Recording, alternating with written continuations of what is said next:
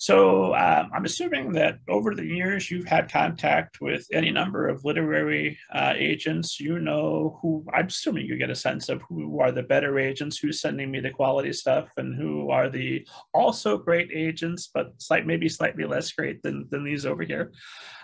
So, and I imagine that when you decide you want to become a literary agent, you've got probably more options than somebody who hasn't been in the industry for as long as you have with some of the successes you've had.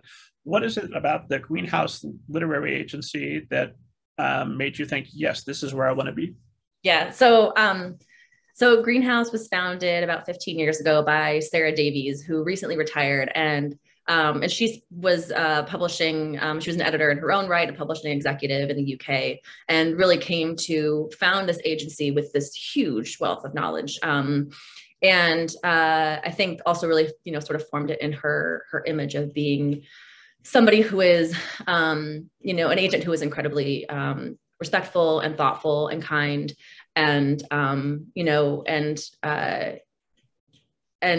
I think that it's Greenhouse is it's an established agency. It's a reputable agency that I think has a sort of a brand of trustworthiness to it. And I knew of Greenhouse. I knew Sarah before she and Chelsea Eberly, who has now taken over the agency, came to me, and we had our conversations before I came on board.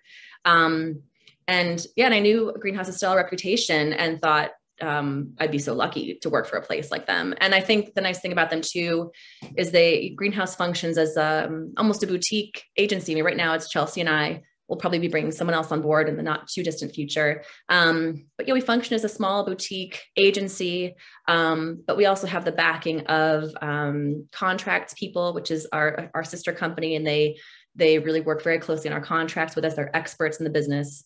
And Rights People, which is a rights agency that sells our rights internationally. And so we have these great advocates helping us with those parts of our jobs. And it just kind of seemed like a no-brainer to me for a lot of reasons.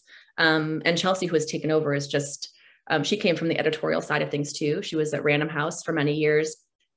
And she's just kind of an agenting phenom who just kind of came out the gate,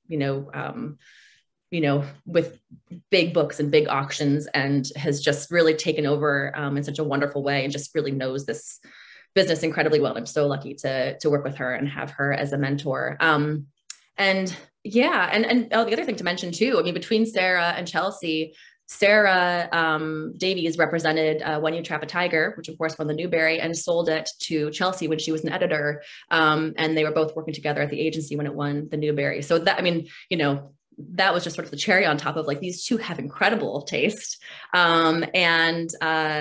And yes, I would like to work with these people with these amazing brains. So I mean, I think it's a great agency to be at. We're in a real place of growth right now, which is really exciting.